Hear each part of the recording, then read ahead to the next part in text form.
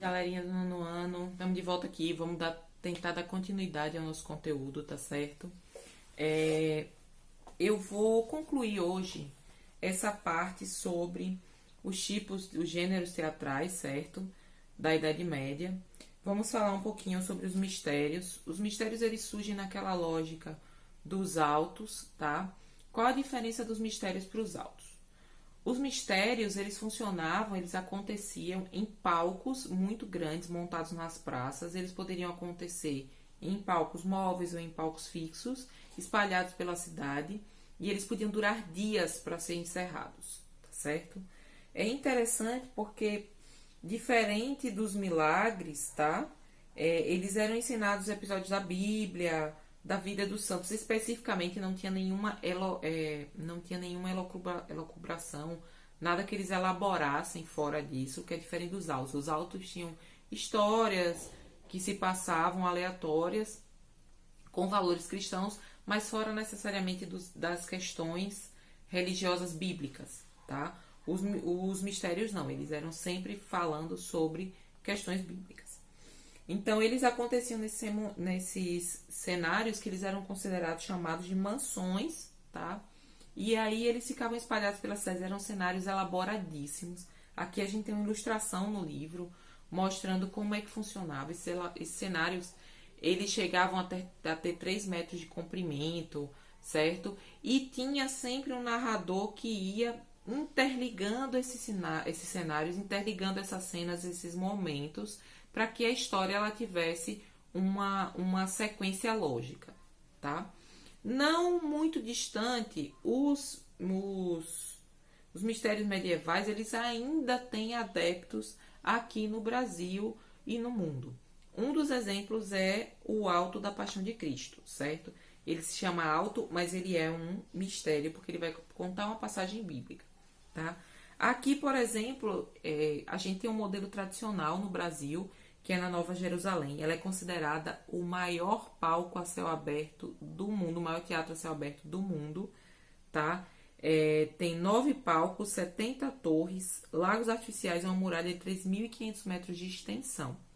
Eu já tive a oportunidade de conversar com pessoas que foram, eu nunca fui, mas eles disseram o seguinte: a peça é linda, você já conhece a história, mas você fica emocionado porque os atores eles se dedicam muito, porém é extremamente cansativo, porque você passa um dia inteiro, começa bem cedo pela manhã, por volta de 9 horas, isso é bem cedo, e só termina à noite, então, tipo, 7 horas da noite, de 9 horas da manhã até 7 horas da noite, você tem intervalos para se alimentar, mas você vai acompanhando um cortejo durante todo aquela imensidão, certo? E isso acontecia na Idade Média e acontece aqui no Brasil atualmente, tá? Nem todos os mistérios, eles são apresentados nessa magnitude, mas eles continuam sendo apresentados.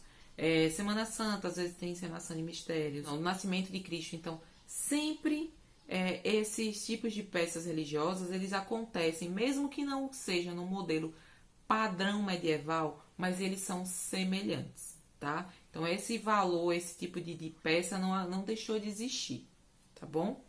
Então, a gente vai ficar aqui falando sobre a história do teatro. Na próxima unidade, no próximo capítulo, nós vamos dar continuidade a essa história para entender quais as modificações. Quando o teatro abandona essa coisa do religioso, quando ele começa a ter o escopo, o corpo do teatro que ele tem hoje, tá? E aí a gente vai falar agora o teatro como a arte do efêmero.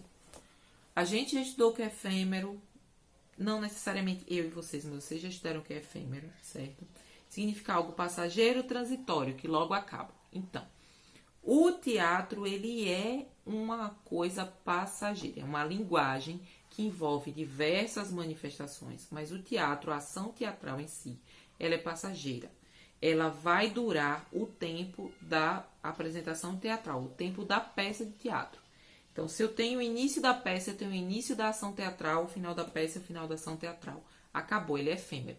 Eu posso registrar? Posso, através de pinturas, né? O teatro ele se apoia nessas outras linguagens da arte, através de pinturas, através de vídeos, através de esculturas, através da literatura, principalmente da literatura. E aí a gente chegou nessa questão do registro, certo? e dos apoios que o teatro tem. A primeira coisa que vocês precisam saber é que a literatura teatral ela tem um nome, é a dramaturgia, tá? E quem escreve a literatura teatral é o dramaturgo. Então a gente tem, por exemplo, um exemplo de grande dramaturgo no Brasil, Ariano Suassuna. Foi um escritor e dramaturgo, certo? Eu sempre cito ele porque ele é o mais próximo que a gente tem da nossa linguagem e vocês conhecem obras dele, tá certo?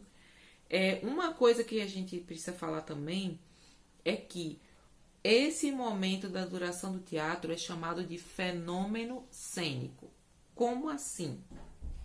Tá? O fenômeno cênico é o momento da manifestação teatral.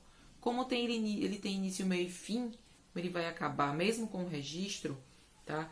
Ele é importante para a gente entender como funciona o teatro, para a gente entender qual é essa lógica da efemeridade, da curta duração que essa linguagem tem. Tá? O texto teatral é o seguinte: a dramaturgia ela tem uma montagem específica. Vocês já devem ter estudado em redação, então eu vou falar por alto para que vocês consigam rememorar isso. Tá? Ela é composta das falas dos personagens e das rúbricas. O que são rúbricas? Tudo que vai acontecer durante a encenação teatral tem que estar registrado no texto. Caso não esteja, é uma adaptação, tá? Então, eu tenho lá a fala do personagem, e aí, onde o personagem está, o que ele está vestindo, qual o horário que o personagem está. Então, por exemplo, eu posso dizer que o personagem está num parque, pela tarde, final da tarde, cair da noite, sentado num banco, aguardando ansiosamente com roupas finas. Então, a gente vai ter uma noção, tá? Geralmente, antes das falas dos atores e dos personagens, ele vai ter uma contextualização, então ele vai dizer em tempo se passa, né? Qual ano, qual período histórico, inclusive, para frente, futuristicamente falando. Então, o texto teatral, o texto da dramaturgia, ele é bem específico. Uma outra coisa que ele traz e que é muito importante é como o personagem vai se portar naquele momento. Então, ele vai trazer lá a fala do personagem e ao final da fala, ou ao início, ele vai dizer se o personagem está irritado, se ele está cansado, se ele está exaltado. Então, qual o sentimento e qual a entonação que o personagem vai falar. Então, quase gritando, fulano fala, né? Então, ele vai explicar como aquele personagem vai se portar naquele momento. Isso é uma rúbrica e isso é importante. Sem isso, a gente não tem como guiar que tipo de personagem vai ser. Eu não posso chegar e fazer uma fala teatral para vocês. Eu estou cansada. Poxa, por que você está cansada? Não funciona assim. Então, a gente vai ter que ter a entonação e a postura, né, do ator. Então, quando o ator tá lá falando, sendo o personagem, ele vai dizer, tô tão cansada. Aí o outro vai dizer, cansada de quê? Então, a gente tem essa entonação para dar vida a esse momento teatral. Isso está registrado dentro da dramaturgia, tá certo? E aí a gente vai para uma coisa chamada leitura encenada. Se preparem, que na aula online nós vamos fazer um pequeno pedacinho disso, caso vocês consigam, tá? O que é a leitura encenada?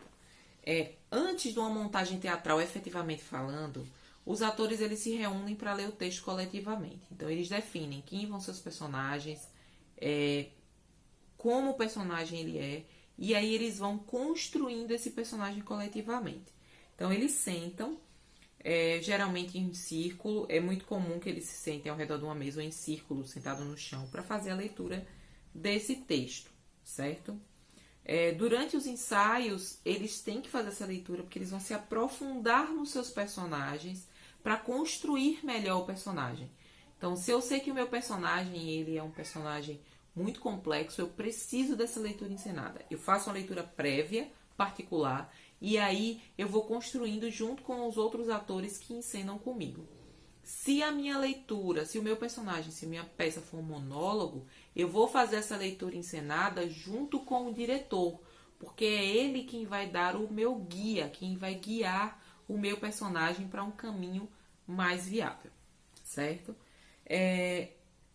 As escolhas que os personagens, que os atores, né, que os intérpretes podem fazer durante a leitura determinam o que e como a peça vai comunicar. É também nesse momento que os atores e atrizes melhoram tecnicamente seu ofício, testando diversas modulações de voz, expressões faciais, distintos gestos. Os teatristas, que são as pessoas que realizam teatro, vão solidificando sua representação. Então, eles vão dando corpo à representação e ao personagem que eles vão encenar. Então, aqui no livro, a gente vai ter um exemplo de leitura encenada, certo? Que é de um texto da Antígona. E é o seguinte, ele dá o contexto da situação e ele diz, né? Em que situação a personagem se encontra, quem vai estar lá, qual é o clímax da situação, né? Em que contexto a gente vai encontrar os personagens. E aí, lembrando que na leitura grega nós temos toda uma dramaturgia diferente da atualidade, então nós temos coro, nós temos os personagens. Os personagens ele têm uma constituição muito carregada, porque eles são personagens emocionais, porque esse exagero é necessário no texto grego, por exemplo, tá? Então, a gente se encontra na aula online, não deixe de fazer a atividade da plataforma, certo? Para a gente tirar essas dúvidas e dar uma concluída no nosso conteúdo na próxima semana. Tchau, tchau.